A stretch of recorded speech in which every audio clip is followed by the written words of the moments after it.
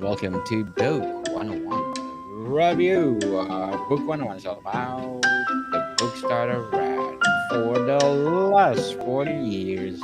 And today I have my special guest. He is the founder of Adaptive Office Solutions and as a cybersecurity expert, no other than Mr. Brett Gallant. Welcome Great to to be Book here. 101, Mr. Brett. And can you please introduce more about yourself? Hey, my name is Brett Gallant. I'm the founder of Adaptive Office Solutions, and we help small, medium businesses manage their cyber risk by informing them and inspiring them to take action. Because after all, most businesses don't realize this, that sometimes and oftentimes their weakest link is their team.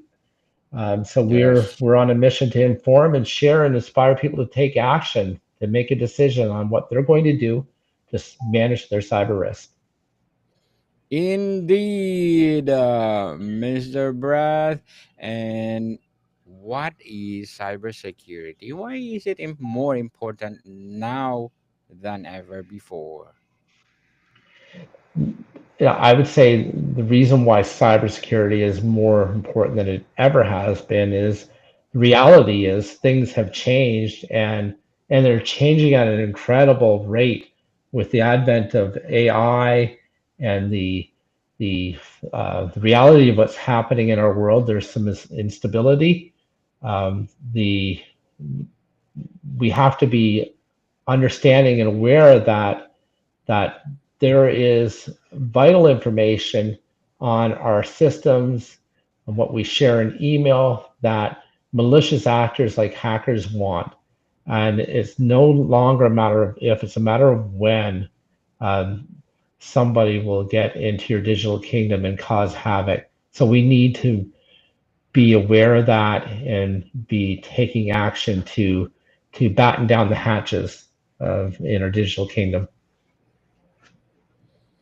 Mr. Brett Gallant, thank you so much for sharing your knowledge to the world.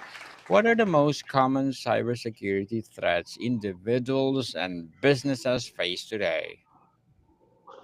So it's coming from all aspects. Uh, One of the biggest threats is coming through email, where threat actors are enabling phishing and social engineering and deepfake, causing considerable damage. Now, the other thing that we have to think about is looking at the whole ecosystem in our environment. So if some of the businesses we work with, they have other vendors that support different tools inside the organization. In some aspects, of pharmacies and some of the manufacturing facilities, we also need to be looking at the whole system and say, hey, is everything on my network secure? The vendors that are providing me support, are they doing their part in their cybersecurity? So if you have tools and equipment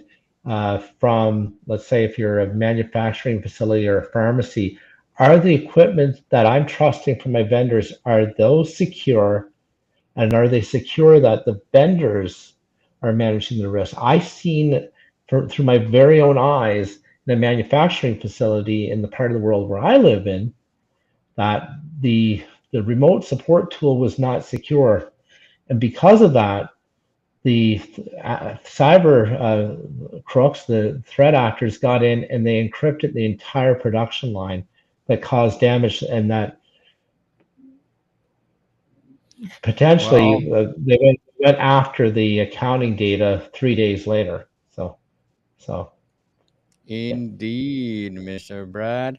What's the biggest misconception people have about cybersecurity? that the number one is that it will never happen to me. I did a presentation to pharmacy business owners, Daniel, and Yes. I was presenting to 80 business owners, and 2 weeks after that, A lady contacted me when I was listening to your presentation. I thought it would never happen to me. It's really unfortunate that it did because one of her stores was hacked and she was down for 2 weeks. In fact, it was three, running off of one computer, crippling her business and her reputation. I'm too small. No one would want me. I don't have anything. Biggest one. Can you explain the difference between a hacker, a cyber criminal, and a penetration tester? Uh, well, penetration tester, the best way I would explain it is somebody that you hire to test your environment or through a third party and say, hey, where are the weakest links around the perimeter or internally that that are in my network? Like what vulnerabilities do we have?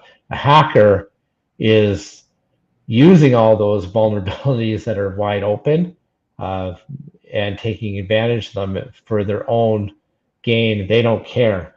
So penetration testing is part of a solution that could help you batten down the hatches. Hackers just take advantage of it.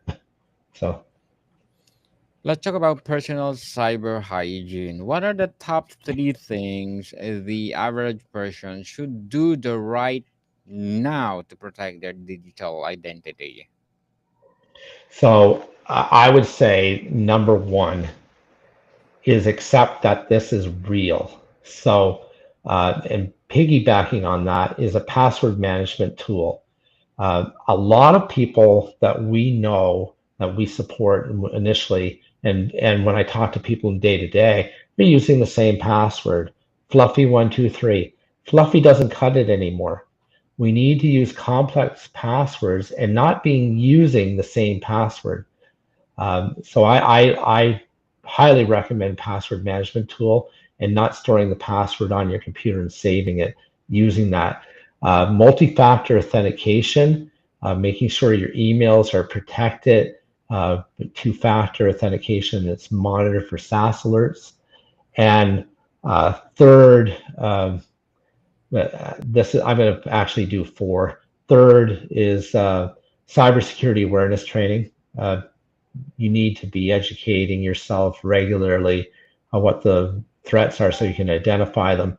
And then backups. Backups are critical, but tested backups that you know that are working encrypted and stored off site in a secure data center. Indeed, interesting. People, you need to update your knowledge about cybersecurity and to order to cope up. How secure are everyday device or devices like smartphones and smart home tech? Um, for me, it's not so much how secure they are.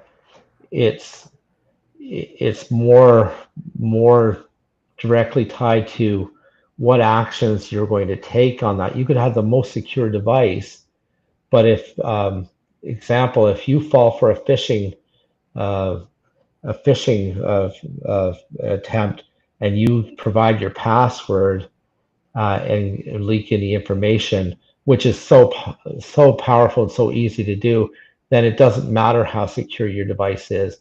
So while the whole paradigm of how we work has changed, especially when we're talking about business professionals, where a lot of times people are taking their devices home and they're working and they have access to the passwords, and unfortunately, sometimes they're not locked down.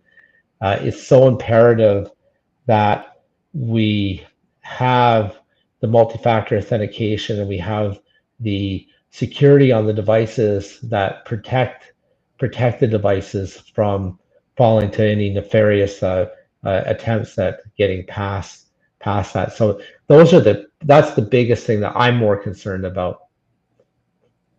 Indeed. How important is a password management and what tools do you recommend? So there are a number of tools out there. I know there's Bitwarden and OnePass and LastPass. The tool that we use all the time and we recommend is Keeper. Love their implementation. And we like to partner in that with having that protected by two-factor authentication, but actually using a passphrase that that's very complicated. We recommend people considering using a website like Use a Passphrase to really test how secure their password is to get an idea. I like using 4 words that you can remember to have a very strong password that takes a long time for a password generator hack to try to crack. That combined with two-factor authentication and the password management tool is so great. And uh, password management tools, a lot of times they have breach watch inside them. So you can actually see if your password may have been compromised with some of these password tools now. Let's talk about cybersecurity for business. What are the biggest cybersecurity risks for all businesses? The biggest risk, and there's so many, but I'll start with the basic, is you must train your team, folks. Um, and having the two-factor authentication and monitoring of if people are trying to get into your email. For example, we have monitoring on some of our, well, all of our clients, and we see all the time multiple attempts of people trying to get into the mayor's email or the SAO or the financial, countless times. Um, Keeping your systems up to date. Yes, we know Windows does do automated updates, but sometimes that's not enough. Keeping the systems up to date and the third-party tools that you use, making sure your firewall is up to date. Those are so critical. But I could go on and on. Having other tools beyond that, endpoint detection response and security operation centers are are so many things that are vital to taking action. So Indeed. Always be updated, people. How can yeah. organizations create a strong security culture among employees? Um, so tabletop exercises and where you simulate a cyber attack and say, okay, what are we doing in this situation, and have that open, honest communication. But having the cybersecurity awareness training, making it a non-negotiable that your team takes part in the awareness training. Now, in our case, we have an initial annual training, and we send out weekly training to the team in the organization so that they're aware of the latest threats and get a little bit of knowledge. These are pieces of training that is not, hours upon hours. It takes as little as 3 minutes a week to invest in your staff training, which should be a non-negotiable for any organization so that they're more cyber aware of what's happening so they can spot it, because that's your best strategy. Yes, the spot where the weakness is. So, what is your advice for companies handling sensitive customer data? Um, Number one, make sure make sure you have a system in place of where you're storing it, how you're securing it, and then even deciding, is this something we even want to maintain? Because sometimes you need to stress test that and say, do we actually need to hold on to this data? Is it really required? Is the risk worth it? Is it part of a necessity, what we need for the role? Sometimes we're holding on to data that we don't really need. But the key thing is putting it into silos that are encrypted and protected and that are monitored.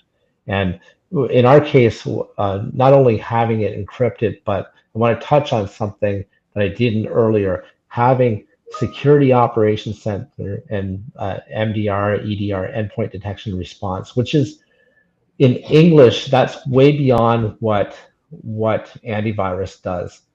So a security operations center can see things that human eye cannot see. So if people are hackers are trying to move around and obtaining data, operations center would you alert you to the fact that somebody's trying to cause uh, considerable damage to your organization before it's too late. Antivirus doesn't do that. Yes, indeed. So, Mr. Brett, what will be your short-term and long-term goals as a cybersecurity expert? Short-term goals is just uh, right now is to continue to educate and inform. I'm on a mission to help people because I don't want to see any businesses suffer like a business that I know that I'm aware of. 2 months ago, I had a phone call. They had $300,000 stolen from them. So I want to make sure that everybody here that is listening understands that it could happen to you, unfortunately, and be aware of that. So if I inspire somebody today or multiple people today to take action, to realize that it could happen, then I've done my job. My long-term vision is to continue to support organizations in managing the risk and educating them, empower my team, inspire other thought leaders that are in my space to realize that we have to. I have this responsibility, Daniel, that I need to keep sharing this because I believe sometimes if I don't share enough, I believe in this phrase, who's missing out because you're not showing up? So by me showing up on your podcast today and sharing with your listeners and continuing to do that, I'm doing my job to educate and inform people. And that's my mission is to help people understand how important this is. Indeed. Thank you so much for sharing your knowledge to the world and empowering us from cyber threat. And good luck to your goals, and thank you for your Daniel, advice. I have one thing I want to give to your audience too Yes, before we please. go. Um, if you DM me on Instagram, Brett_Gallant, or find me on LinkedIn, and if you DM me 15 ways, I'll share with you a 2-page document on 15 things you can do to improve your business's cybersecurity posture, some awareness, no strings attached. Take it and be inspired. And the biggest thanks that you can do for Daniel and I is share this podcast. That maybe somebody needs to hear what we talked about today, so that they become more aware of the reality of cybersecurity threats. I appreciate the Indeed. opportunity to speak. Yeah. Indeed. We salute you for that, Mr. Brad. And Thank we you. are looking for more and more empowering speeches like this to come. What's one cybersecurity myth you wish more people understood was false? I said it earlier, but I'm going to say it again. I'm too small to get hacked. You might be too small. You're not too small to get hacked, but you're too small to make the news. So that's the myth. Everybody can be hacked. So No that's the myth. exception. Yes, no Yeah. exemption, people, because Yeah. you are vulnerable for everything. How is artificial intelligence being used in both cyber defense and cyber crimes? How is it being used in cyber? Well, in cyber defense, one of the tools we're using, part of the endpoint detection response, the MDR, we have a tool that analyzes anything new, and if it flags anything new by AI that was added to the system or new update, and then if it, if AI flagged it as malicious, a human being investigates it, which is very innovative because a lot of times that catches things with the AI and the human element that human eye or AI alone cannot catch. So the combination of that tool of one of the vendors that had it on, they were able to identify that the organization had 10 servers, but they did not know that one of the servers was in another country that was not friendly to that country. So the combination of the AI and the human caught that a traditional tool would not have.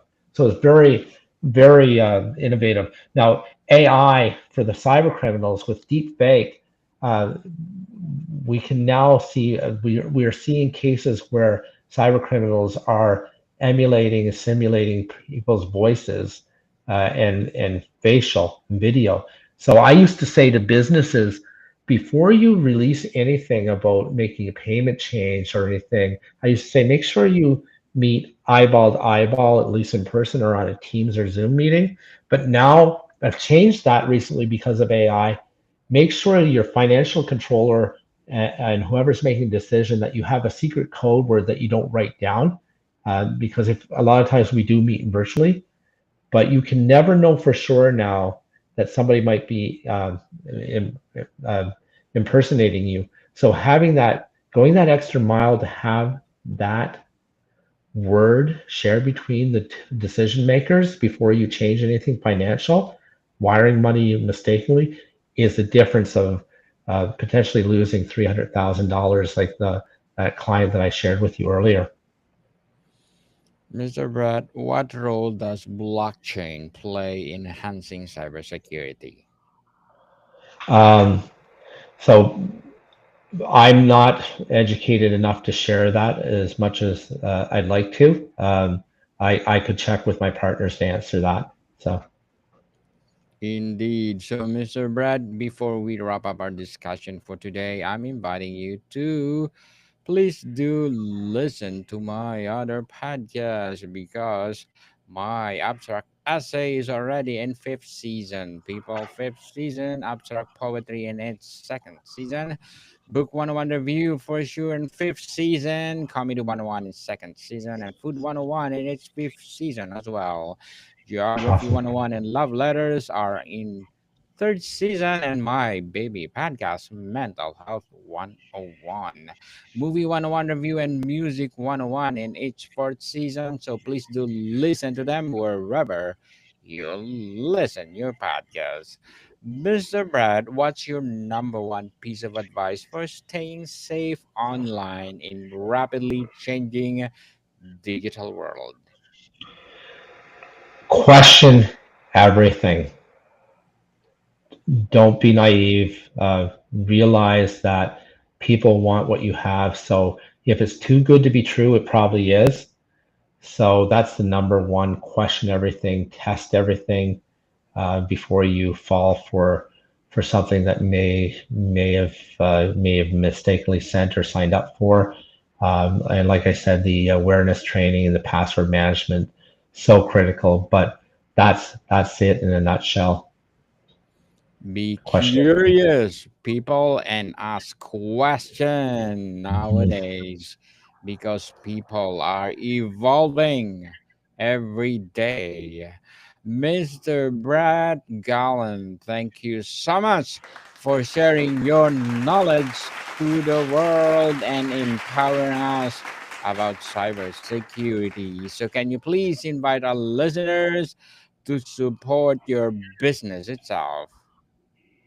Yeah, please find me at our website, adaptiveoffice.ca.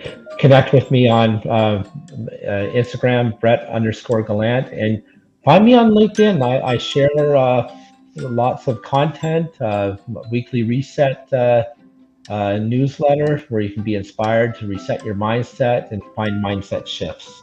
So please connect. I'd love Yes. to hear from you.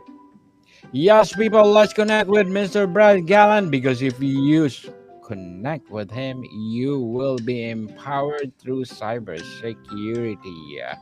So, Mr. Brad, thank you so much for your time. Thank you. It's a pleasure. Modicum people, see you soon.